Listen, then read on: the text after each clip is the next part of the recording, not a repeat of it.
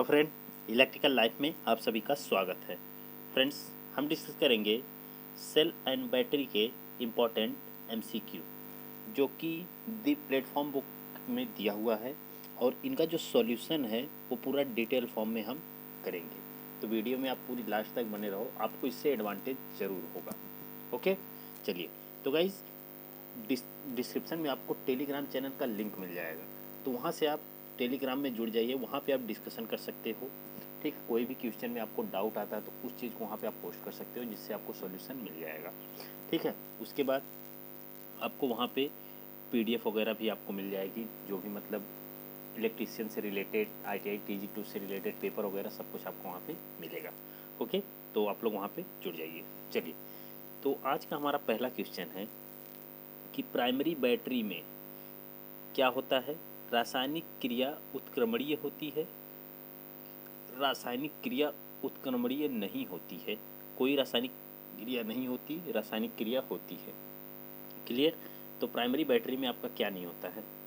तो primary battery आपको पता है कि प्राइमरी बैटरी उस बैटरी को हम कहते हैं जिसे हम चार्ज नहीं कर सकते। चार्ज करने का मतलब कि अगर एक बार जैसे ही मैन्युफैक्चर हुई, जैसे उसका निर्माण हुआ, उसको आप लाए, यूज किए, उसके बाद जब उसका चार्ज ख़त्म हो जाएगा तो फिर उसको आप दोबारा चार्ज नहीं कर सकते।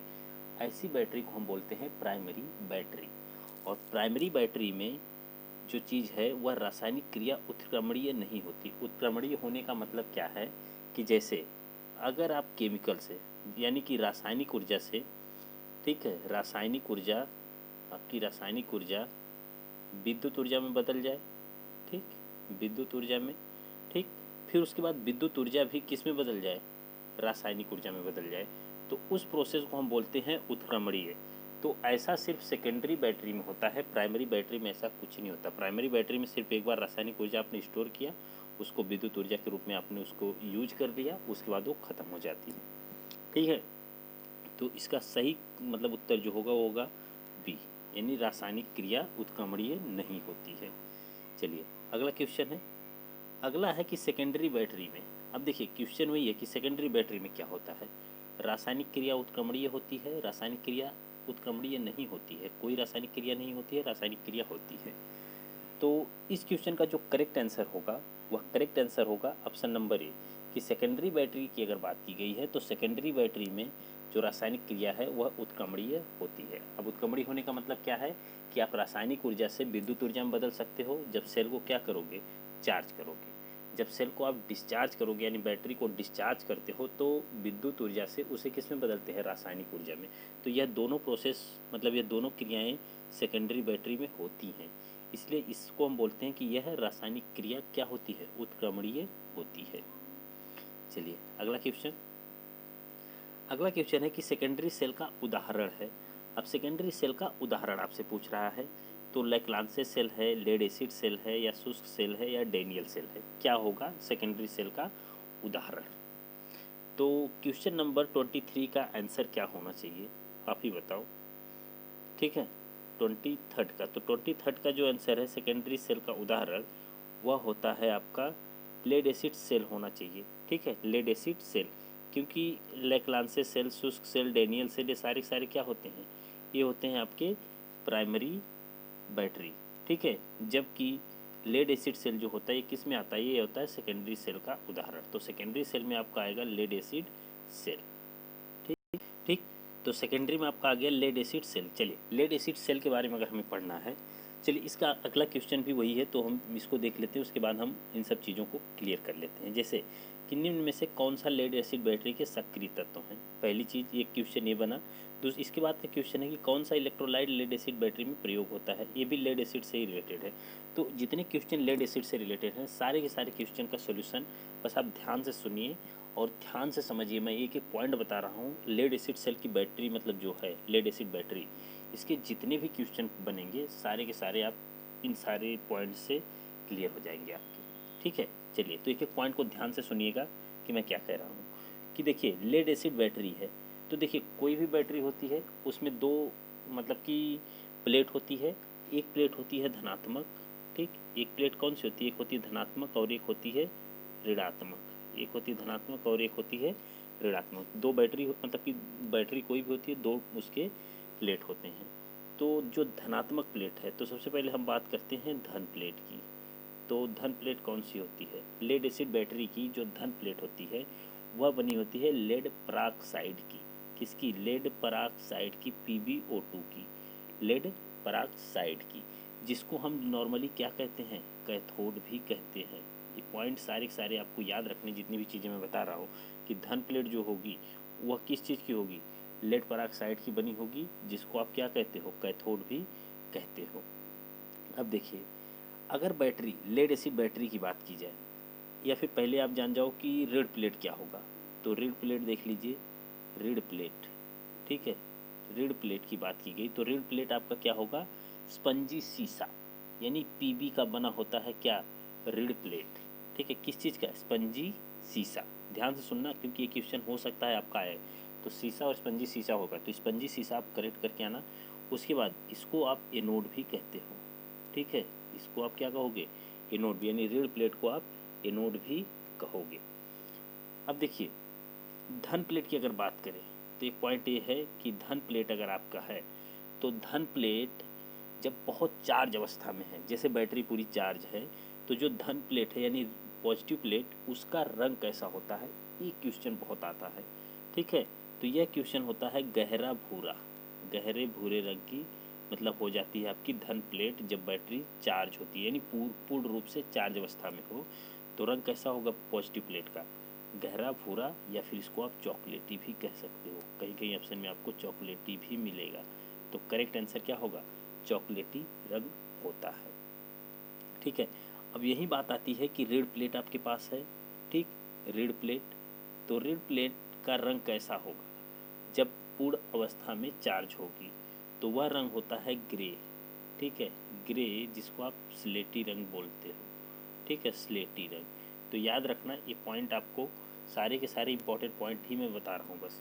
तो रीड प्लेट किस चीज़ का बना होगा? PB का, यानी स्पंजी शीशा का, और उसका अगर पूर्ण अवस्था में चार्ज है, पूर्ण चार्ज अवस्था में, तो उसका रंग कैसा हो जाएगा? ग्रे, यानी स्लेटी कलर का, ठीक है। उसके बाद इसमें जो वैद्युत अपघट्य मिलाते हैं, यानी कि इलेक्ट्रोलाइट की हम बात कर रहे हैं कि वैद्युत अपघट्य, ठीक है, वैद्युत अपघट्य जो मिलाएंगे ये कैसा इसका रंग होगा, यानी किस चीज़ का मिलाएंगे हम? तो वैद्युत जो होता है ये बनाते हैं हम H2SO4 का। किसका? H2SO4 का, और ये तनु सल्फ्यूरिक अम्ल होगा। तनु, अब तनु सल्फ्यूरिक अम्ल आपको पता है कि जो हल्का, ठीक है, गाढ़ा सल्फ्यूरिक अम्ल होता है, एक तनु सल्फ्यूरिक अम्ल होता है, तो जिसमें कम मतलब मात्रा होगी सल्फ्यूरिक अम्ल की, थोड़ी सी हल्का होगा, ठीक। और इसमें जो जल मिलाते हैं और अम्ल मिलाते हैं उनका अनुपात कितना होता है? तो जल और अम्ल का जो अनुपात होता है, जल और अम्ल का अनुपात, वो होता है 3:1, 3:1 होता है।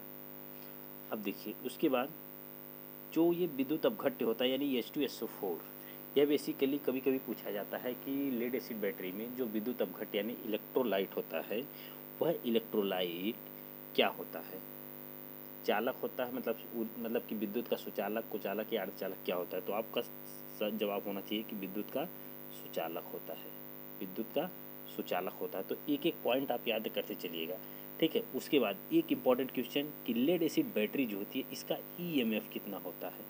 लेड एसिड बैटरी का EMF कितना होता है? तो 2.2 वोल्ट होता है, 2.2 वोल्ट होता है। क्लियर है?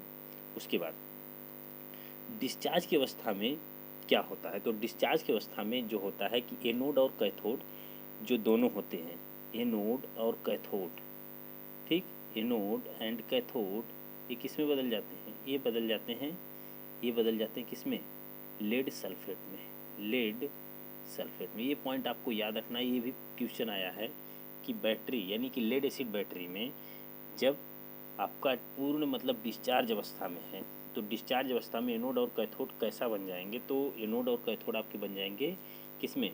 PbSO4 यानी लेड सल्फेट में बदल जाएंगे। क्लियर है? तो इतने सारे पॉइंट थे लेड एसिड बैटरी के, आप सबको याद रखिएगा। चलिए, तो इसमें क्वेश्चन क्या है कि इनमें कौन सा लेड एसिड बैटरी के सक्रिय तत्व है? तो सक्रिय तत्व जो उसमें काम करते हैं, तो काम कौन कौन सा करता है?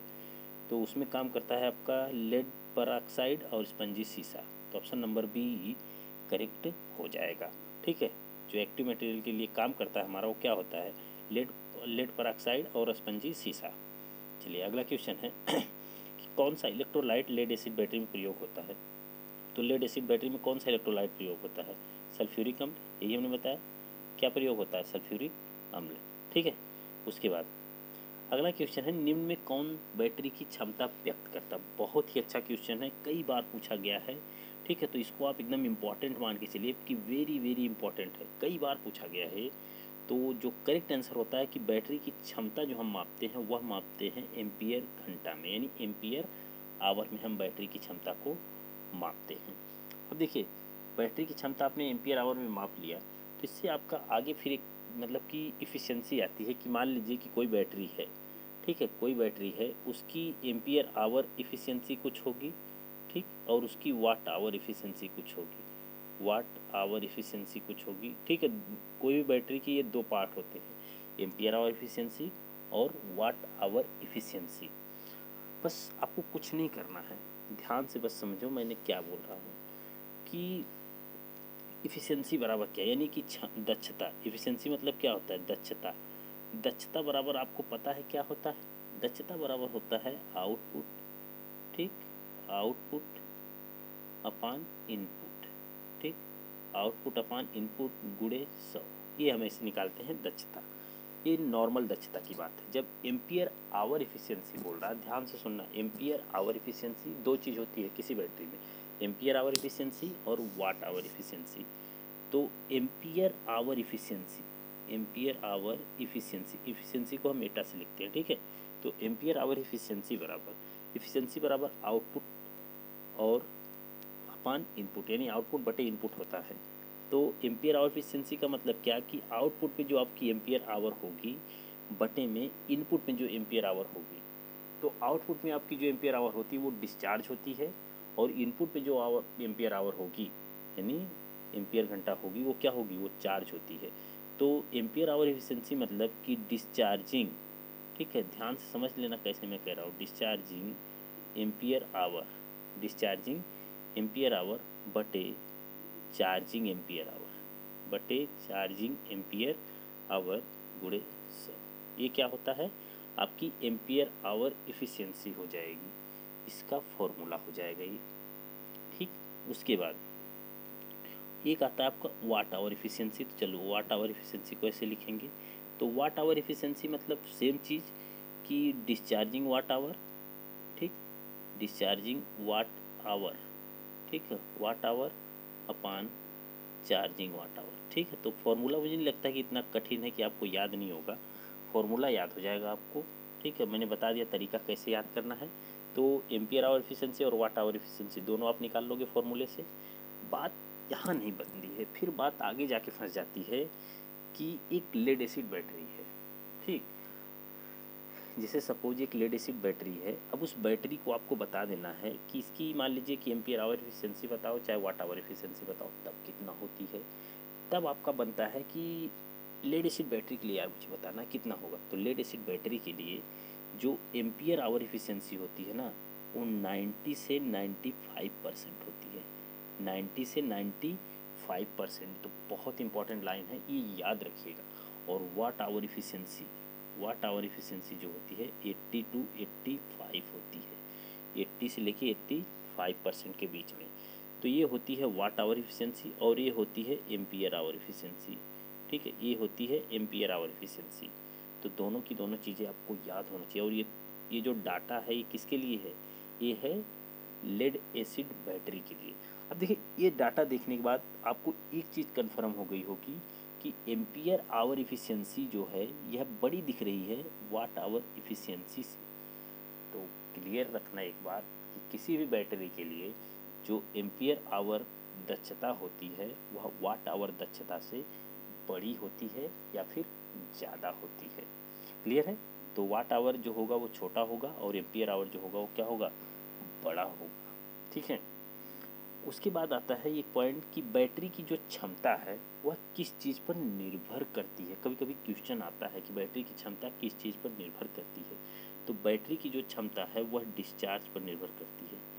डिस्चार्ज, जैसे आपकी बैटरी की क्षमता कितनी है, जैसे कोई मोबाइल आप ली हो, पूछा जाए कि आपकी बैटरी की क्षमता कितनी है, तो आपकी बैटरी की क्षमता कितनी है वो निर्भर करता है कि आपकी बैटरी कितना जल्दी डिस्चार्ज होती है। अगर आपकी बैटरी बहुत जल्दी डिस्चार्ज हो जाती है तो आप कहते हो कि उसकी क्षमता कम है। अगर बैटरी थोड़ी मतलब थोड़ा डिले लगता है, थोड़ा टाइम लगता है उसको डिस्चार्ज होने में, तो उसको हम कहेंगे कि उसकी क्षमता अच्छी है। ठीक है, तो उसके डिस्चार्ज पर निर्भर करती है। क्लियर है? तो देखिए ये तो क्लियर हो गया 26। अब देखिए 27 नंबर का क्वेश्चन है कि निम्न में से किस पर बैटरी की क्षमता निर्भर करती है। तो बैटरी की क्षमता किस पर निर्भर करती है? डिस्चार्ज की दर पर, यह स्वतंत्र है, तापमान पर, वाट घंटा पर। मैंने अभी अभी आपको बताया कि बैटरी की जो क्षमता होती है वह किस पर निर्भर करती है? डिस्चार्ज पर। ठीक है, किस पर? डिस्चार्ज पर। चलिए अगला क्वेश्चन। अब देखिए जो शुष्क सेल है उसका विद्युत वाहक बल कितना होता है, यही आपसे बोला जा रहा है। ठीक है, तो शुष्क सेल के बारे में हमने कल डिस्कस किया था कि शुष्क सेल का जो विद्युत वाहक बल होता है वो कितना होता है।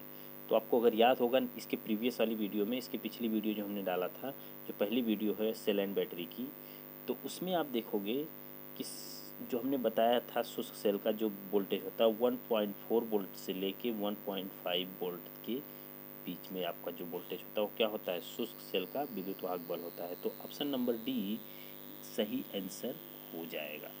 ठीक है, उसके बाद शुष्क सेल का हम इस्तेमाल कहाँ पे करते हैं? थोड़ा इसका एडवांटेज भी हमने कल बताया था कहाँ पे हम इस्तेमाल करते हैं। तो हम इस्तेमाल करते हैं टॉर्च में। ठीक है, उसके बाद कहाँ पे? जो दीवार घड़ी होती है वहाँ पे हम इस्तेमाल करते हैं। इसका एनोड किस चीज़ का होगा? जस्ता का होता है शुष्क सेल का। और कैथोड किस चीज़ का होगा? तो जो भी पात्र आप बनाए हो उसके बीच में हम कार्बन रखे रहते हैं, उसी को हम क्या बना लेते हैं? कैथोड। और इसका इलेक्ट्रोलाइट किस चीज़ का बना होगा? तो इसका इलेक्ट्रोलाइट बना होता है अमोनियम क्लोराइड तथा प्लास्टर ऑफ पेरिस का पेस्ट, यानी दोनों को मिला के दोनों का लुगदी बना लेते हैं। तो हम शुष्क सेल का क्या बनाते हैं? इलेक्ट्रोलाइट बना लेते हैं। ठीक है, और शुष्क सेल जो होता है, इंपॉर्टेंट लाइन है देखिएगा, शुष्क सेल जो होता है किसका संशोधित रूप होता है? तो यह लैग्रांज सेल का संशोधित रूप शुष्क सेल होता है। चलिए अगला क्वेश्चन। अगला है क्या होता है जब बैटरी डिस्चार्ज होती है? तो बैटरी जब डिस्चार्ज होती है तो क्या होता है? सेल की वोल्टेज घटती है, सेल की वोल्टेज बढ़ती है, वोल्टेज बदलती नहीं है, इनमें से कोई नहीं। देखिए नॉर्मली आपकी कोई बैटरी है, जैसे सपोज 50% चार्ज है। ठीक, कितनी चार्ज है? 50%। अब उसके बाद क्या होगा कि बैटरी मान लीजिए 45% पे आ गई, तो इसका मतलब है कि ये डिस्चार्ज हो रही है, कम हो रही है बैटरी। तो जैसे जैसे बैटरी कम होगी तो क्या उसका वोल्टेज बढ़ेगा या उसका वोल्टेज घटेगा? तो आप कहोगे कि सर वोल्टेज घटेगा। तो इसका मतलब है कि बैटरी डिस्चार्ज होने पर वोल्टेज क्या होती है? घटती है, यानी सेल का जो वोल्टेज होता है वो घट जाता है। चलिए अगला क्वेश्चन। अगला क्वेश्चन है निम्न में कौन एडिशन सेल में प्रयुक्त इलेक्ट्रोलाइट है? अब एडिशन सेल में कौन सा आपका प्रयुक्त इलेक्ट्रोलाइट है, यही आपसे पूछा जा रहा है। तो ध्यान से बताइए कि कौन सा हम यूज करते हैं। तो जो आपका क्वेश्चन नंबर 30 है, एडिशन सेल में हम लगाते हैं सल्फ्यूरिक अम्ल, पोटेशियम हाइड्रोक्साइड, निकिल हाइड्रेट या नाइट्रिक एसिड। तो देखिए जो एडिशन सेल होता है उसमें हम लगाते हैं पोटेशियम हाइड्रोक्साइड। इलेक्ट्रोलाइट के रूप में हम क्या रखते हैं? ठीक है, इलेक्ट्रोलाइट के रूप में हम क्या रखते हैं? पोटेशियम हाइड्रोक्साइड को रखते हैं। चलिए अगला क्वेश्चन है। अगला क्वेश्चन है 31 नंबर कि वोल्ट लेड एसिड सेल का औसत विद्युत वाहक बल होता है। तो हमने अभी अभी आपको थोड़ी ही देर पहले बताया था कि लेड एसिड सेल का जो वोल्टेज होता है यानी विद्युत वाहक बल वह कितना होता है। तो आपको पता है कि यह 2.2 वोल्ट होता है, ये हमने बताया है आपको। ठीक है, तो सही आंसर आपका ये हो जाएगा। चलिए अगला क्वेश्चन। अगला क्वेश्चन है कि इलेक्ट्रोलाइट का आपेक्षिक घनत्व क्या होगा जब बैटरी चार्ज हो रही हो? अब देखिए इलेक्ट्रोलाइट का आपेक्षिक घनत्व क्या होता है जब बैटरी आपकी चार्ज होती है। अब देखिए जो ये आपेक्षिक घनत्व होता है बेसिकली बैटरी के चार्जिंग पर डिस्चार्जिंग पर निर्भर करता है। अगर बैटरी चार्ज हो रही है तो घनत्व यानी घनत्व का मतलब क्या होता है कि मास गुणे द्रव्यमान, सॉरी आयतन गुणे द्रव्यमान होता है, जो आपका आपेक्षिक घनत्व होता है। तो आयतन तो आपका वही रहता है, लेकिन घनत्व आयतन तो वही रहता है, लेकिन द्रव्यमान में थोड़ा परिवर्तन होने लगता है, यानी बढ़ने लगता है। तो इलेक्ट्रोलाइट यानी जो घनत्व की बात की जाती है, घनत्व को मान लीजिए आप डी से लिखते हो, तो ये होता है मतलब कि V वैल्यू गुणे यम, ठीक है, D बराबर V गुणे यम। तो ये आयतन तो आपका लगभग फिक्स रहता है, लेकिन जब भी इसकी बात की गई है यानी अपेक्षित घनत्व की, तो ये जो द्रव्यमान है इसके ऊपर प्रभाव पड़ता है। यानी बैटरी चार्ज कर रहे हो तो बैटरी के ऊपर लोड पड़ रहा है, बैटरी थोड़ी भारी होगी, यानी उसका द्रव्यमान बढ़ेगा।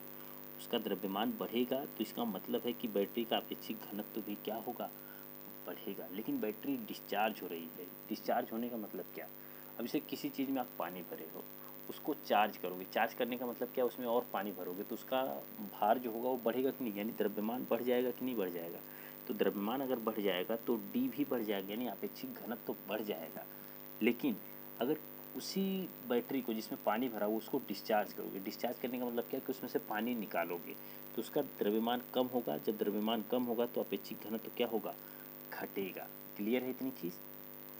तो इलेक्ट्रोलाइट का अपेक्षित घनत्व क्या होगा, जब बैटरी चार्ज हो रही हो, तो जब बैटरी चार्ज होती है तो क्या होगा, बढ़ेगा। ठीक है, 32 नंबर का क्वेश्चन जो है उसका सही आंसर जो होगा क्या होगा, बी होगा। ठीक है, और डिस्चार्ज होगा तो क्या होगा, घटेगा। अच्छा याद रखना दोनों चीज़, कि जब बैटरी चार्ज कर रहे हो तो उस समय अपेक्षित घनत्व, यानी कि बैटरी पूर्ण अवस्था में मान लीजिए चार्ज है, तो अपेक्षित घनत्व जो होता है 1.25 होता है, 1.25 होता है। जबकि डिस्चार्ज में जो बैटरी का घनत्व होता है 1.14 होता है। ठीक है, ये डिस्चार्ज अवस्था में है और यह चार्ज अवस्था में है। दोनों के दोनों पॉइंट याद रखिएगा कि यह किस में है, यह आपका है चार्ज अवस्था में, और ये कब है, जब आपका डिस्चार्ज हो। ठीक है, तो दोनों चीज़ें देख के बता सकते हो कि जो चार्ज वाला है ये बड़ा है और जो डिस्चार्ज की कंडीशन में है वो छोटा है। तो चार्ज अवस्था में जो अपेक्षित घनत्व होता है वो बड़ा होता है, और डिस्चार्ज अवस्था में जो मतलब आपका अपेक्षित घनत्व होता है वो छोटा होता है। क्लियर। और कितनी कितनी वैल्यू होती है ये वैल्यू याद रखना, क्योंकि कभी कभी डायरेक्ट क्वेश्चन पूछ लेता है ये बात। तो ये डायरेक्ट क्वेश्चन पूछे तो आप इसे भी याद रखिएगा। तो देखिए क्वेश्चन क्या है, चार्ज सेल का अपेक्षित घनत्व कितना होता है। अब चार्ज सेल है तो उसका अपेक्षित घनत्व कितना होता है, मैंने अभी बताया 1.25 होता है। ठीक है, इसके बाद अगला क्वेश्चन है कि इलेक्ट्रोलाइट का अपेक्षित घनत्व क्या होगा जब बैटरी डिस्चार्ज हो। जब बैटरी डिस्चार्ज होगी तो अपेक्षित घनत्व कितना होगा, 1.14 होता है। क्लियर है इतनी चीज़, इसे आप याद रखिएगा। चलिए अगला क्वेश्चन है कि बैटरी के प्लेट का रंग कैसा होगा जब बैटरी डिस्चार्ज हो। अब देखिए जब बैटरी पूर्ण रूप से डिस्चार्ज है तो उसका रंग कैसा होता है, हरा, चॉकलेटी, भूरा या सफ़ेद। अब देखिए आप बैटरी वगैरह देखे होंगे, आप अपने घर पे जब भी बैटरी कभी लाए होंगे तो आप देखे होंगे कि जब बैटरी पूरी तरह से डिस्चार्ज हो जाती है ना, तो उसमें एक चीज़ होता है कि उसके जो प्लेट्स होते हैं, ठीक है, उसके जो प्लेट हैं यानी एक धनात्मक और ऋणात्मक प्लेट जो होते हैं वो थोड़ा सफ़ेद हो जाते थे। ठीक, अगर आपको याद होगा तो एक क्वेश्चन फिर बहुत ही आसान, आप याद नहीं देखे होंगे तब तो भाई थोड़ा सा याद करना पड़ेगा आपको। तो लेकिन याद रखिएगा कि जब भी बैटरी पूरी डिस्चार्ज होगी तो जो प्लेट हैं उनका रंग कैसा हो जाएगा, सफ़ेद हो जाएगा। तो 35 क्वेश्चन जो है उसका आंसर जो होगा क्या होगा, डी होगा। ठीक है, चलिए अगला क्वेश्चन है कि बैटरी के धन प्लेट का रंग कैसा होगा जब बैटरी पूर्णतः चार्ज हो। अब देखिए बैटरी आपकी पूर्ण रूप से चार्ज है तो धन प्लेट जो है उसका रंग कैसा होगा। मैंने अभी आपको बताया कि लेड एसिड सेल है और धन प्लेट, देखिए लेड एसिड सेल की बात की थी हमने, लेड एसिड बैटरी की, तो उस बैटरी में धन प्लेट था जो कि लेड पेरोक्साइड का बना था, जिसको आप कैथोड कहते थे। वह जब पूर्ण चार्ज अवस्था में होती है तो वह कैसे रंग की हो जाती है, तो कहते हैं कि चॉकलेटी रंग की हो जाती है हमारी। कैसे रंग की हो जाती है, चॉकलेटी रंग की। ठीक है, देखिए ये जो भूरा दिया है, ठीक है, जो भूरा तो गहरा भूरा होता तो ये सही मानते, लेकिन सिर्फ भूरा दिया तो आप ये मत करके आइएगा, ये गलत हो जाएगा। ठीक है, इसमें कन्फ्यूज़न क्या हो सकती थी कि जैसे ये भूरा दिया है और ये चॉकलेटी दिया है, तो चॉकलेटी का मतलब जो है वो गहरा भूरा हो गया। ठीक है, सिर्फ भूरा नहीं, तो हो सकता है कि आपको याद ना आए और भूरा याद आ जाए तो आप ये वाला करके आ जाओ, तो ये गलत हो जाएगा, ये गलत हो जाएगा। और सही जो है वो चॉकलेटी है, यानी गहरा भूरे रंग का, यानी चॉकलेटी रंग का हो जाता है। कौन सी प्लेट, धन प्लेट। ठीक है, यानी पॉजिटिव प्लेट। अब देखिए अगला क्वेश्चन, अगला है बैटरी के ऋण प्लेट का रंग कैसा होगा जब बैटरी पूर्णतः चार्ज हो। अब ऋण प्लेट का रंग कैसा होगा जब बैटरी पूर्ण रूप से चार्ज हो। तो जब पूर्ण रूप से बैटरी चार्ज होती है तो उसका रंग कैसा हो जाता है, तो स्लेटी हो जाता है। मैंने अभी बताया कि लेड एसिड सेल बैटरी जो होती है उसका ऋण प्लेट जब पूर्ण चार्ज होती है तो ग्रे कलर, ग्रे का मतलब स्लेटी कलर का हो जाता है, और उसका जो ऋण प्लेट है वो शीशा यानी कि स्पंजी शीशा यानी पीबी का बना होता है, जो कि एनोड का काम करता है। क्लियर? चलिए अगला क्वेश्चन। अगला क्वेश्चन है कि किसके द्वारा इलेक्ट्रोलाइट का आपेक्षिक घनत्व मापा जाता है। अब देखिए इलेक्ट्रोलाइट की बात की गई है, तो इलेक्ट्रोलाइट क्या है? बेसिकली इलेक्ट्रोलाइट जो है वो तनु H2SO4 है, ठीक है, H2SO4। अब H2SO4 जो होता है ये किस रूप में होता है? ये होता है द्रव रूप में, ठीक है। किस रूप में होता है? द्रव के रूप में होता है। अब द्रव में जो भी चीज़ें होती हैं वह मापी जाती है हाइग्रोमीटर द्वारा, ठीक है। 38 नंबर क्वेश्चन का जो आंसर है, सॉरी, हाइड्रोमीटर द्वारा। हाइड्रो मतलब क्या होता है? पानी होता है। हाइड्रोमीटर क्या होता है? पानी। तो हाइड्रोमीटर द्वारा हम क्या मापते हैं? ऑप्शन नंबर ए यानी कि इलेक्ट्रोलाइट का आपेक्षिक घनत्व मापते हैं। क्लियर है? अब देखिए अगला क्वेश्चन है, अगला सेल को कैसे संयोजित करें ताकि उसकी एम्पियर क्षमता बढ़ सके।